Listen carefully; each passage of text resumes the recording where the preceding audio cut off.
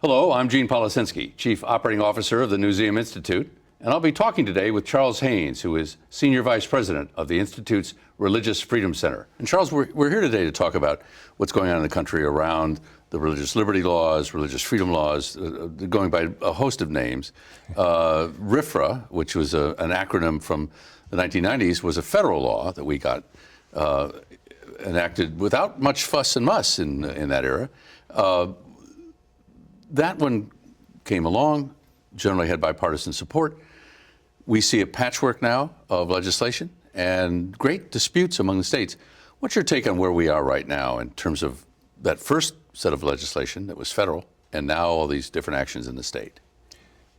Unfortunately, there's a mess out there, and I think the mess is because religious freedom has become a way for some people to oppose same-sex marriage, to sort of hold back the LGBT rights revolution, get exemptions for religious people in this whole change in our society.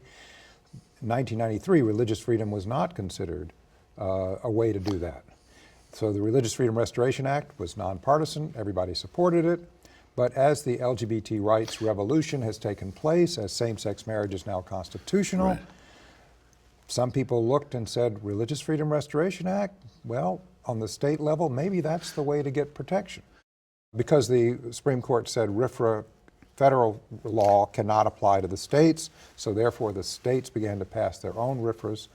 But in all of this complexity, the bottom line here is that there are many people, particularly in very conservative areas of the country, who are looking for a way to get religious exemptions as same-sex marriage has become constitutional, as more and more LGBT rights ordinances are passed in different cities.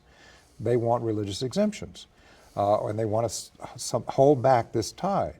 And religious liberty bills, either RFRAs or some other bill, are being offered, some 200 already this year in different state legislatures, to try to carve out these exceptions or to slow down the LGBT rights tide.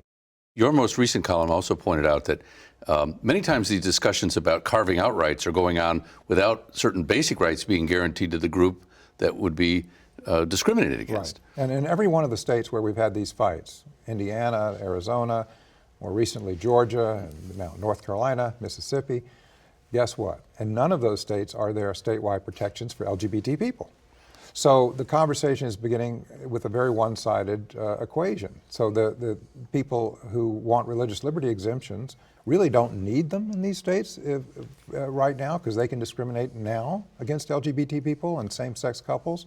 But they're looking down the road, realizing this is happening, that they're losing grounds in this battle. And so they're offering these pieces of legislation. Now, the problem is they're not at the same time saying, but we don't want LGBT people to be discriminated against, even in housing, in the workplace. If they had offered that at the same time saying we want religious liberty exemptions, there might have been some chance for some common ground carve-outs. So early in this whole debate, when same-sex marriage was being passed in the states before the Supreme Court decision, there were religious exemptions in every single one of those. Some were stronger than others. Why? Because people came together and said, well, look, we've got to work this out. Now, in these states, there's no will to find common ground on this, and it's kind of a winner-take-all. We're going to pass, in Mississippi, they passed this very broad, draconian religious liberty bill that allows people to discriminate against LGBT people and same-sex couples and businesses and religiously affiliated groups, and down the line, well, there's no protection for an LGBT person. You can get married in Mississippi under the Supreme Court's ruling today, a same-sex couple, and tomorrow you can get fired from your job or evicted from your home if the person doesn't want to have an LGBT person. So that kind of lack of reciprocity in this whole debate makes this impossible to find common ground. Now, there are some governors trying to find middle ground here in the midst of all this. Yes. In North Carolina, there was an attempt to sort of pull back from legislation, and in Louisiana, there was even a larger attempt, right. I think, I mean, there the to North balance. Carolina governor saw the backlash against the bill passed there, which was aimed, it was not a religious freedom bill, but it was many religious people supported it the headline was that it was a bathroom bill. It was about Yeah. transgender use of bathrooms. It also, however, contained a provision saying that local cities like Charlotte could not pass their own non-discrimination it preempted laws. them It from. preempted them. Yeah. So that's really what gave the strong backlash of businesses and so forth. So he tried to walk some of that back by issuing an executive order protecting LGBT people and state workers. A lot of people don't think that's sufficient, and there's still controversy. Governor Edwards of Louisiana last week took a different approach. He was proactive in a way. He issued an executive order saying we're going to protect sexual orientation and gender identity in state workers and state contractors, which is a pretty significant step. Yeah. But we're also going to have religious freedom exemptions in there. So he tried to craft some executive order, at least, it wasn't legislation, that would speak to both sides.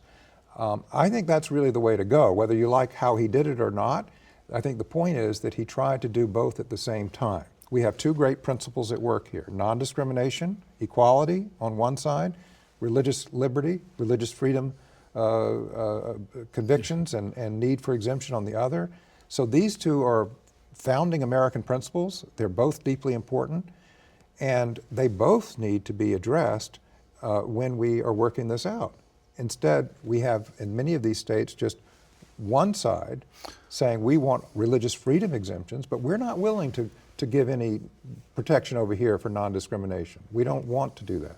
Well, the other side then says, well, then we're not going to give you any religious freedom exemptions when we can. Talk about that for a moment. If you're a person of faith, how can you approach this issue? There are two great principles at work. Right. There are, and one of the things that's not usually said in this whole story of these religious liberty bills is that there are people of faith on all sides of this. Some of the strongest supporters of LGBT rights in North Carolina and transgender rights are people of faith.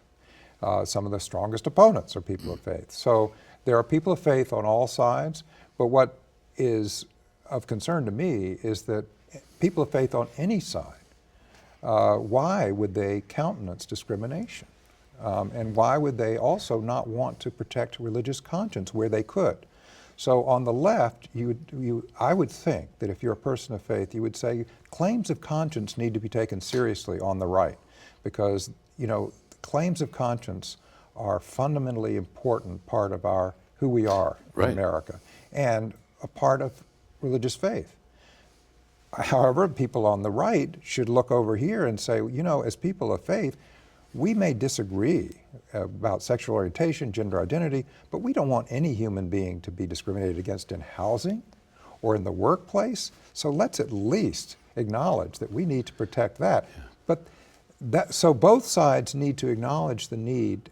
People of faith on both sides out of their faith, need to acknowledge the importance of protecting the other.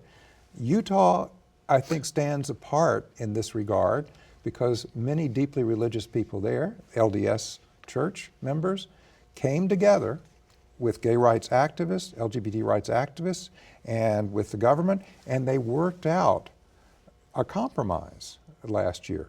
And so they passed legislation that both protected LGBT people in Utah from discrimination and guaranteed religious liberty exemptions where appropriate. So it's not the model that'll work everywhere because Utah has its own laws, its own history, but the part of the model that does work anywhere and everywhere in the United States is the idea that if we come and sit and work together and we are principled, we can find some common ground. We can protect people against discrimination, and we can also uphold religious liberty. No side is going to win everything, but we can find a way for both of these principles to be maintained. Unfortunately, in some of these states, it's too late, too little too late to talk about this because, one side wants to win it all. And in some states, it's people on this side, and in some states, it's people on that side, winner take all. And that poisons the atmosphere, poisons the well for religious freedom.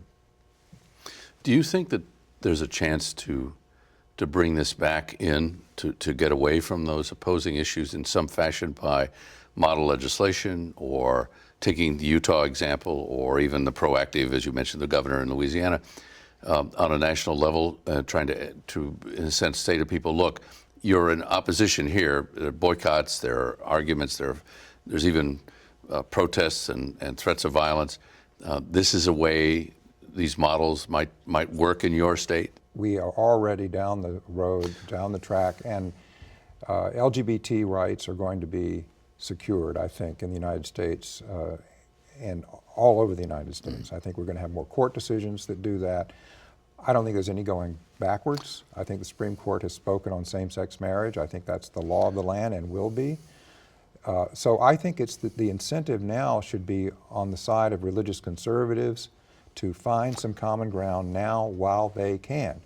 Holding out as though somehow passing these draconian bills in North Carolina and Mississippi is somehow going to stop the train is foolish. But the worst thing about it is it hurts their own cause. I mean, religious freedom needs support from all sides to work. And if it becomes another word for discrimination, if it, in people's minds, if they think a religious freedom bill, oh, that means you're attacking LGBT people, well, there won't be support for it. It may be temporary victory. North Carolina passed it, signed it, and now they're having to walk it back. So temporary victory, but in the long term. So that's the sad part of this whole story to me, is that we are going to have these changes across the country, and we may have very little protection or consideration for religious freedom in all of this, because those advocating religious freedom have not been willing to really acknowledge the other side. At the same time, the LGBT rights community and advocates and same-sex marriage advocates need to, I think, in terms of their American citizenship, in terms of their understanding of who we are as a people, they need to stand up and say, we still need to make sure religious freedom is protected where we can. I think that would be, now there's not a lot of incentive to do that when you're winning, but I think that that would be in the best interest of the country in the long term. Because out of all this, we want to come out being strong in non-discrimination in this country. We don't want people discriminated against, but we also want to be strong in protecting conscience where it's possible. It's not always possible, but where we can do that without interfering with the rights of people and without discriminating, we should make an effort, in my view, to do it because it's a founding principle. I'm Gene Policinski. We've been talking today with Charles Haynes, who is Senior Vice President of the Newseum Institute's Religious Freedom Center.